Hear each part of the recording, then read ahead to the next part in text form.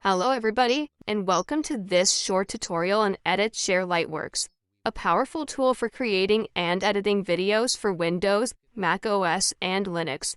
In this video, we will explore the free version which allows you to export your work without any watermark. When you open Lightworks, you get into the project browser with your most recent projects displayed. To start a new project, go to Create in the top left corner and define a name for it. The new project opens on the main interface with 4 sections at the top. In this video, we will focus on the edit and the audio ones. You can also choose to work with a fixed workspace with panels and windows docked, or with a flexible workspace where you are free to move and place panels where you like on the screen. You can select this option by coming back to the project browser in the top left corner and then browsing through the options in the top right corner. In this tutorial, we will work on the fixed workspace only. To import your photos, videos, or sound files, head to Edit and click on Import Clips on the left to browse for these files, or simply drag and drop these files from any folder into the Project Contents panel on the left. Keep in mind that the video clip with the highest frame rate also fixes the frame rate of your video you will export. Once files are imported, just drag these onto the timeline at the bottom. This is the place where you will assemble the video you will export, called Sequence. By default, this lasts 5 minutes, unless you extend it by moving other clips in time. On the timeline, media is arranged sequentially over time and displayed as blocks called segments, including name, audio waveforms, and video thumbnails. You can zoom in or out around the playhead with your mouse wheel, while holding down the Control or Command key. Visual files are placed within video tracks, while audio files within audio tracks, doubled in case of stereo output. To review the timeline content, check the video preview on the right. This shows the frame under the playhead. You can move it directly in time or play in real time with either the player controls under the preview or the spacebar key. Open metadata on the right or press F4 to adjust the playback format and aspect ratio so that your source files match the output video format between a landscape, a square, or a portrait. On the left, you get several buttons to mute or solo entire tracks.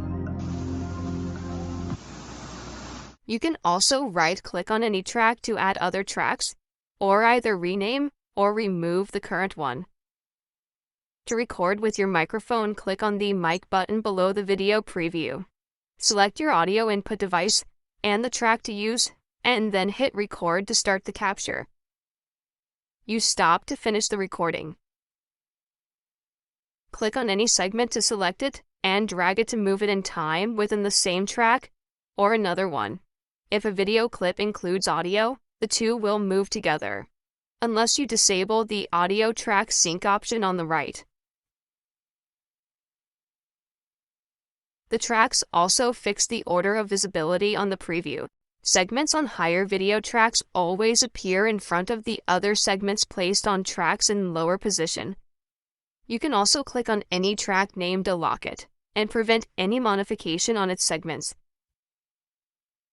To create quick copies of a segment, hold down the Control or Command key while dragging it. You can also delete any selected segment by pressing the backspace key. Undo any action with Control or Command and Z. To split any segment, place the playhead at the desired point and press C. You can also adjust the speed rate of any segment by right-clicking on it and going to Speed.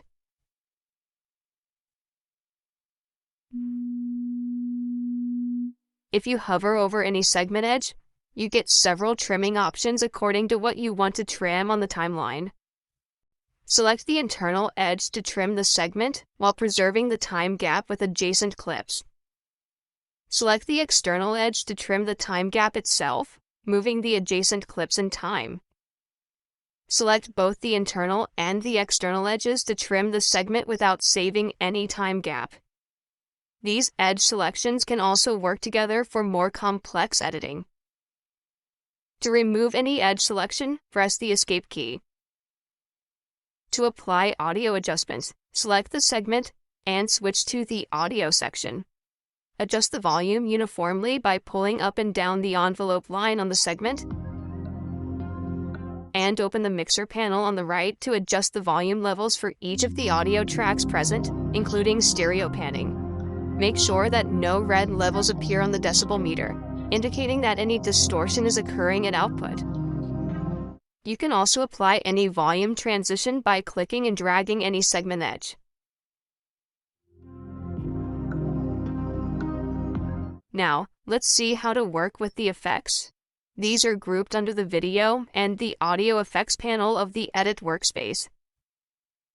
If you place the playhead over any segment, you can see its effects displayed in the FX Settings panel on the right.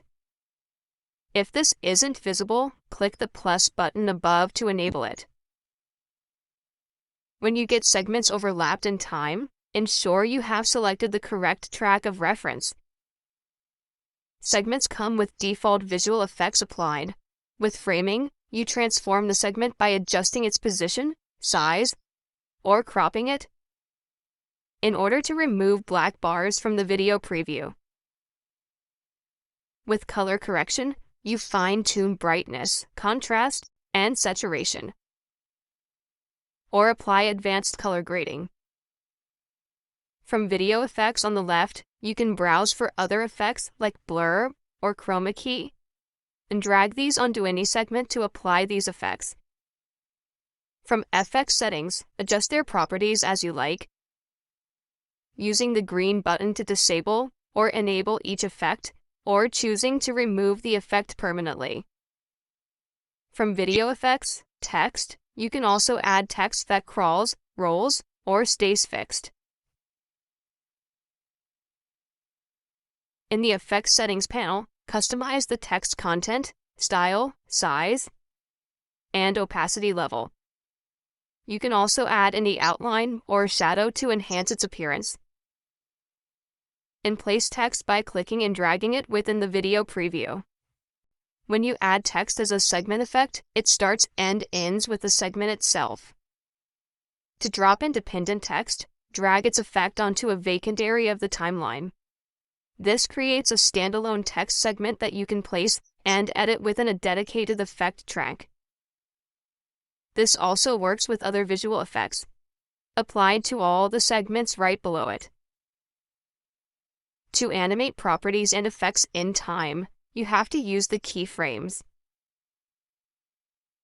Enable the keyframes by clicking on the timer button of any effect property. This places a keyframe that saves the property's value at the current point in time, as shown on the segment graph at the bottom, extending through the segment length. At this point, move to another instant of time and use the plus button to add another keyframe, saving a different property value. This way, a transition is made between these two keyframes, going from the first property value to the second one. The distance between the two keyframes also sets the transition speed. You can also open the keyframes panel to drag these vertically and horizontally to adjust values and timing for each keyframe. Right-clicking on any to edit the transition shape as well. To remove all the keyframes, click on the timer button again. Open the Transitions panel to browse and add visual transition effects onto the edges of any segment to fade in or out, or between two consecutive segments in time. You can also select the transition and adjust its properties with the FX Settings panel. Transitions are effects with keyframes, with values from 0% to 100%, creating a smooth visual result. You can switch to the keyframes section to edit the timing or the shape of the transition as you like. Now, let's see how to save and export your project in Lightworks. Your project is automatically saved to the path specified in the Details section at the top left corner. To render your sequence into a video file, open the Export panel on the right. The free version allows you to export videos in MP4 format with a maximum resolution of 720p HD in landscape or 16:9 format. You may have to upgrade to a paid plan to export with higher resolutions, other file formats, or use social media templates with portrait or square aspect ratios. At this point, set the file name, the destination folder, and click Start to begin rendering the entire sequence content. This will have the frame rate fixed for the sequence that you can check on project contents. You can also change it by right-clicking on it and going to Make Copy to duplicate such sequence and its entire content with a different frame rate to use. To render only part of the sequence, place the playhead at the starting point and fix it with the I key, and then set the end point with the O key. In the Export panel, select Marked Section under Region to render only the selected blue region. Thank you very much for watching this tutorial. Make sure to check out our website and our official channel to learn more about other fantastic and free video editors.